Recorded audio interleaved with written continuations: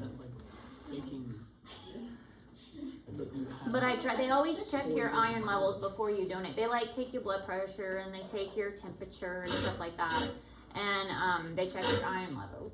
And sometimes they're like, yeah, no, you can't donate because your iron's too low. So that's, in October, at the October blood drive, I tried to donate and they're like, no, your iron's too low. So I guess I can't donate. My iron's too low. Has to be 12 and mine was like 11.7 or something. I'm glad I didn't donate blood because I needed that blood. So, anyways, alright, new unit. So your tests weren't as good as I would have liked. What was up with that? You guys didn't study or something. Even some people who usually do good didn't do as good on this past test. So I would suggest maybe studying a little better for this next one. So new units, we did near space and space that like Earth and Moon and Sun. This is gonna look at the other planets. We don't have a whole lot of school left. I can't believe we're already halfway through April. I don't know how that happened. We've got like a month left of school. Our last day is May 17th, and honestly, that last week of school doesn't really even count. I'm working on a final schedule to present to the rest of the school. Well, you don't have to. Well, I don't have to. So that is maybe a little bit different than how we've done finals in the past, and it's gonna make it so that finals are a little more organized. And so it's not like nothing 3 finals one day. No, we're interested in doing like block schedules for finals so that your finals are more organized. And it's something that many schools do, and it's really nice, and it's I did it in Boonville, did it in Garden City, and it's just a really smooth way to do finals, and it's just really disorganized. And if you guys do it, I think you'll like it because it's just more organized. Anyways, so the last week doesn't count. We can't count that last week. So that doesn't leave us a whole lot of time. So my point is, this may be our last unit. And then you guys will have a fall final, which will be presentation. So yours isn't really a test. Yours will be a presentation again. That will kind of culminate the end of this material. Does anybody know what happened to Haven? He never came back. I'm counting tabs. He was here? Yeah. Wow. Was he even supposed to be common? No. So anyways, new unit, new material, and new, we should be able to finish it in time to have a test over this. But I doubt we're going to get into anything after this. We're just have time for this and then our final. Okay, so we are talking about the other planets besides the Earth and the Sun. We've focused enough on the Earth and the Sun. Now we're going to look at all the other planets that are out there and not really focusing on poor Pluto. Although we might talk about him a little bit, even though he's not really a planet anymore. He's just a little dwarf planet. All right, so today we are focusing on Mercury. Starting at the beginning is the best way to start with this, and hopefully your bottle work reminded you of all the planets in order, and that Mercury is the closest to the sun. But we're going to look at them individually, talk about their days and their nights, and how fast they spin, how fast they orbit, how many moons they have, what their gravity is like, what their atmosphere is like, and just kind of learn a little bit about them in general. Could they possibly sustain life? Do they have what it takes? We already learned about them a little bit, like rocky versus terrestrial and things like that. So now we're just kind of getting a little more in depth with it and learning about them more in general. So this is the, what does it say, 8th biggest planet. So really pretty small, not very big at all. and closest to the sun. And this isn't really an accurate measure of the sun. So Mercury kind of looks like this. If we were to look at it with a photograph from a microscope, not microscope, sorry, wrong thing, telescope. This is kind of a fun way to visualize it. We're gonna put them on a football field if the solar system was compressed to the size of a football field. So here's the sun in one end zone, and we have, we're gonna start putting the planets on different lines, and we're going to use shapes that we are familiar with. In this place, if the sun was 2/3 the size of a golf ball and placed at the goal line, okay, we're gonna say that Mercury would be right here. So really, really close. Because Mercury is really close, and it is the size of the tip of a ballpoint pen. So that kind of gives you an idea of like visually comparing it to the sun and also distance. The size of the tip of a Okay, so distance and size comparison. Very tiny compared to our sun, and very close in comparison to our football field here. So it's like right here. So close you can't even really see it. But we're gonna add the other planets as we learn about the other planets, and that'll give us an idea of distance, how it relates to the other planets. So really close to the sun, which also means, is it gonna be hot or cold? Hot. Obviously, but we also learned based on our test that it is not the hottest planet. What is the hottest planet? Venus. So when you compare it to our moon, it's very difficult to tell apart which is Mercury and which is our moon. Which one's Mercury? And which one's our moon? Can you tell? Is B the moon? B is the moon, because we looked at our moon so much we can tell the craters of our moon pretty well. I mean, we've stared at our moon every night for, you know, our entire lives pretty much. And we are kind of familiar with the craters and the pits and things that make up our moon. And Mercury doesn't have quite as many of those. It still has them, but not as many as we are familiar with that are on our moon. But they're very similar in size and kind of coloration, and it's really kind of amazing how similar Mercury and our moon are. So Mercury looks like the moon. It has many craters and smooth plains, and the size is very similar as well. The sun never shines on the North Pole, so the temperature is negative 370 degrees Fahrenheit. It's basically frozen. Their North Pole is frozen. And there is about 1 trillion tons of ice inside the craters. Cool. That's a lot of ice. I mean, if the sun never shines on their North Pole, like, ever, then that ice is just accumulated there and it's never melted. But if it's ice, that means maybe there's water there. If it's ice, unless it's frozen other stuff besides frozen water.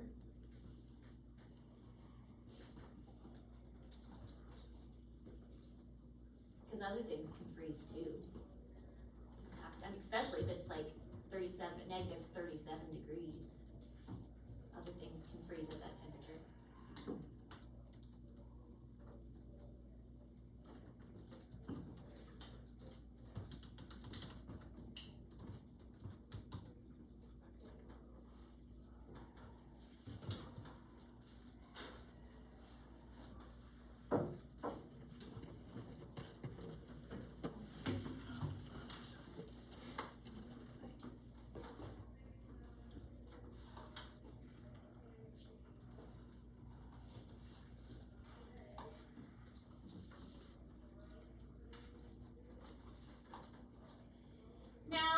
Mercury has an exosphere, which is a thin region of hydrogen, helium, and oxygen molecules that really don't behave like gases. It does not have an atmosphere like Earth. Earth's atmosphere is really important to us because it keeps us stable It keeps the harmful rays out, it keeps the good things in, it keeps us so that we can breathe and so that we're safe. Without our atmosphere, it would just not be good. We wouldn't be able to breathe, we wouldn't be able to have the stable temperatures and the things that we do have. So Mercury's weaker atmosphere with hydrogen and helium and oxygen, it's not enough to really maintain the stable environment that's necessary for life. So a lot of what we're going to be doing is, as we go through these planets, is talking about what is necessary for life and what isn't. Because that's one of the things that your final is going to be talking about, is what is necessary for life and what isn't. So your final is going to incorporate that. So we're going to be talking about that throughout this unit.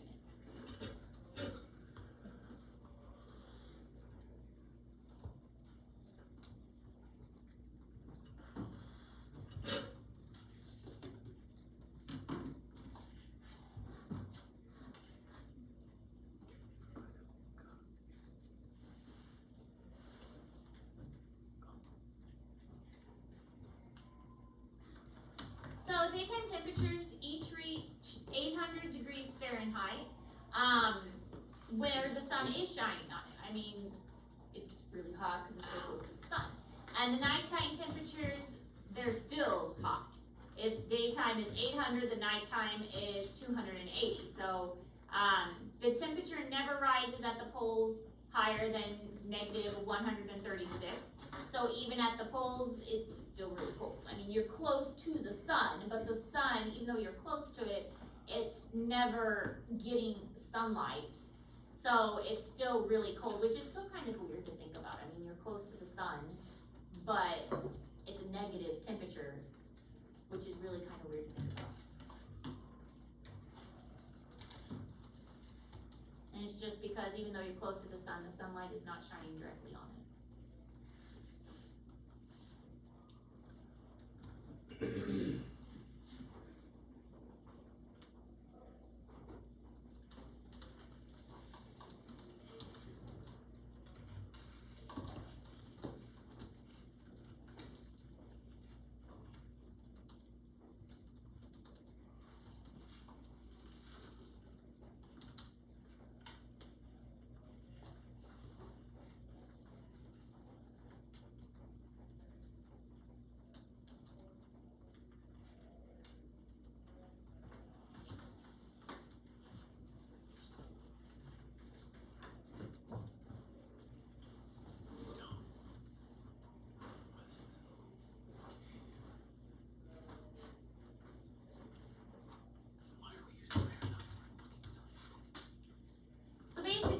Mercury is super hot because it's so close to the sun. Mercury's poles are super cold because the sun never shines on them and there's no atmosphere to hold the heat. So that's kind of a summary of what's going on with Mercury. There's no atmosphere, so the heat just goes away as soon as it gets there, and that's why the poles are super cold. They don't have a blanket like we do of atmosphere to keep the heat where it needs to be.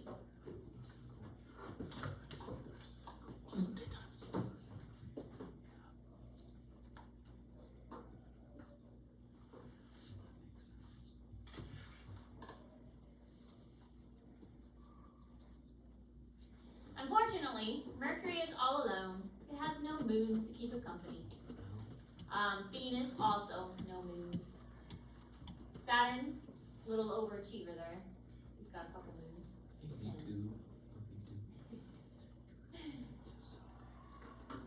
But yeah, Mercury, no moons.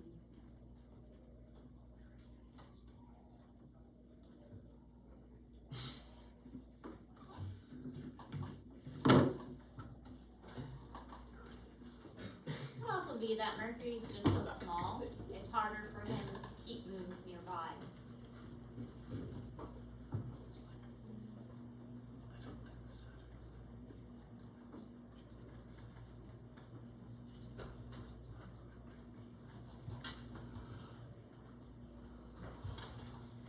So Mercury is always close to the sun, so it can only be seen when the sun is low on the horizon. Otherwise, the sun kind of blocks out Mercury. You can't really see it because the sun is shining too brightly for it. It is visible soon before sunrise in the southern hemisphere and soon after sunset in the northern hemisphere. So when the sun is gone, you can see it. And this is without assistance from a telescope.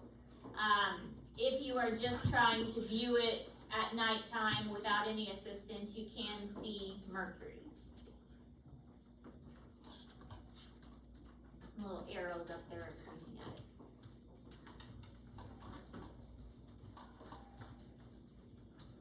And if you still have that star app, then you can easily find it. And it can at least point you in the right direction.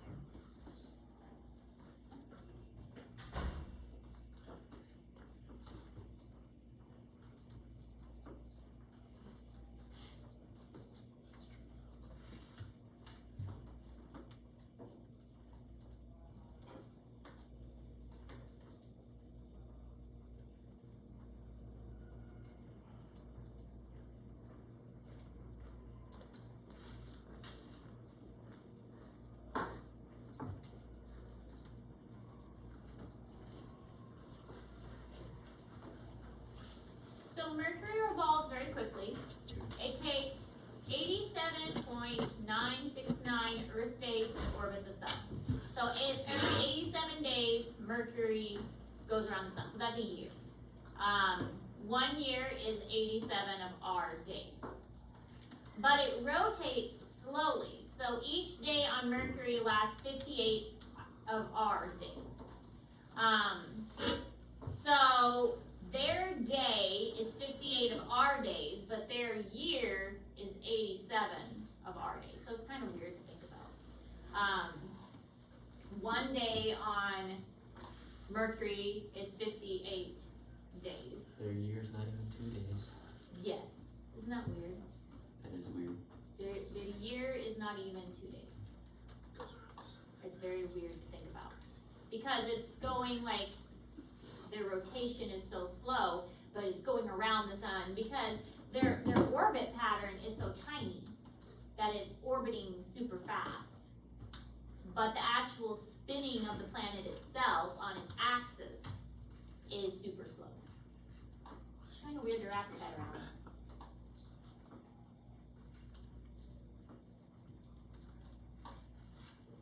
So you would be very old on Mercury, but your days would be weird.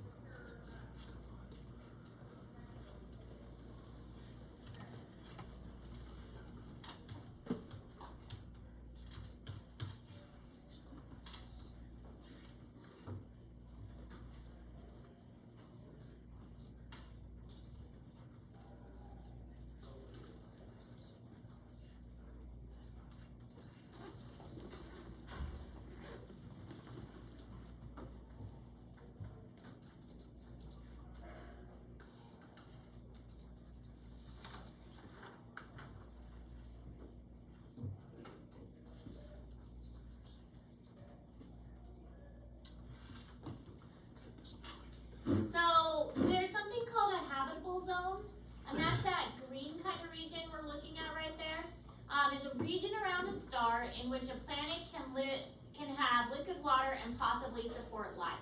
So the habitable zone is a kind of region that scientists agree upon that this could be where life exists.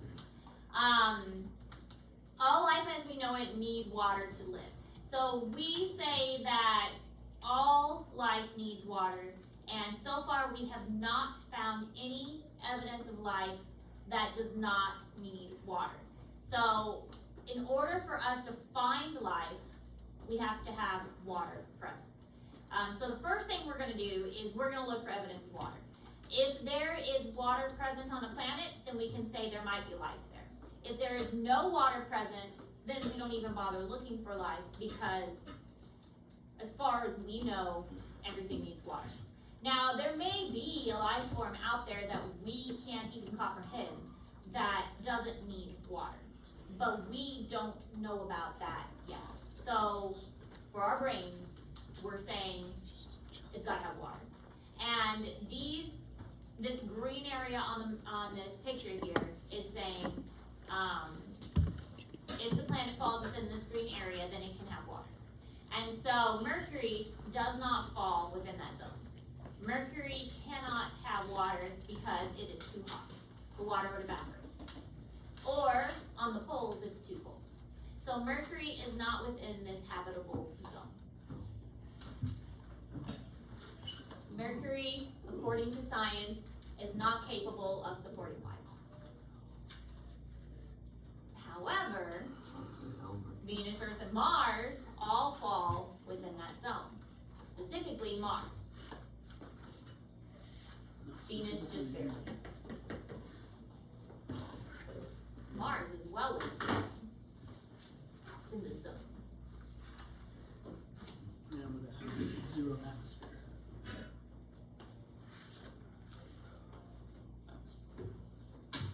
So Mercury is not within the habitable zone for liquid water, and life probably never existed. The temperature is too extreme, there's not enough atmosphere, and there are too many asteroid impacts. You combine this all together, it's just not a conducive habitat for life. There's just no way that organisms are going to be able to survive there, according to what we are defining life as we know it as.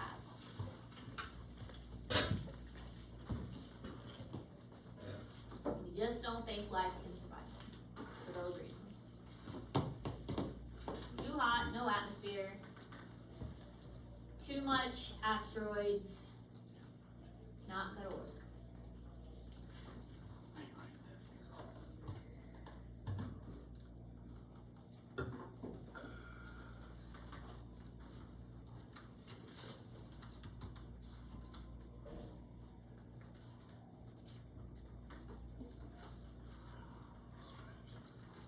I forget she has spectacles. Tiny tanks.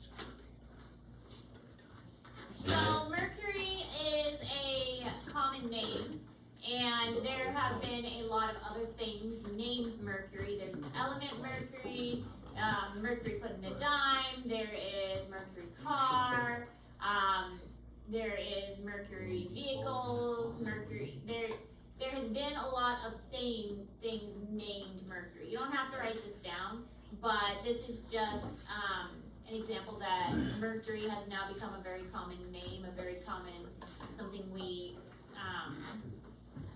more than just a planet. It's more than just a planet, it's a common enough word that when we say Mercury, it's common enough that most people know what it is. And not thinking of the planet right away.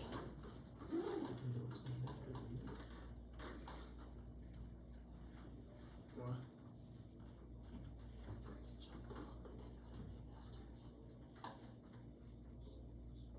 Why? In this What is video? We get up close and personal with planet Mercury. Named after the Roman messenger of the gods, Mercury is the innermost and smallest planet in the solar system, only slightly larger than Earth's moon. Mercury appears from Earth as a morning and evening star, but is difficult to see due to its closeness to the sun. On Mercury, the sun appears about 3 times larger in the sky than on Earth, and its rays are almost 7 times as strong. Mercury's proximity to the sun is also a factor in why it has no moons. The sun's gravity would strip it of any satellites. Like the other inner planets, Mercury is dense and rocky.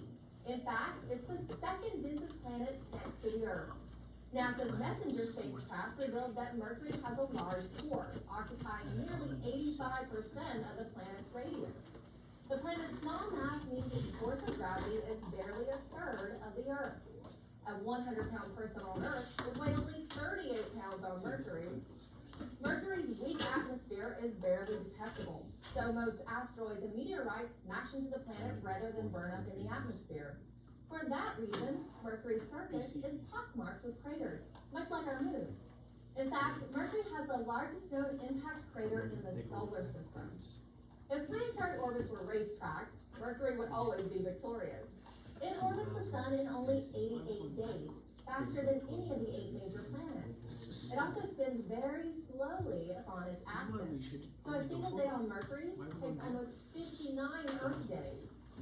Mercury has a highly elliptical orbit.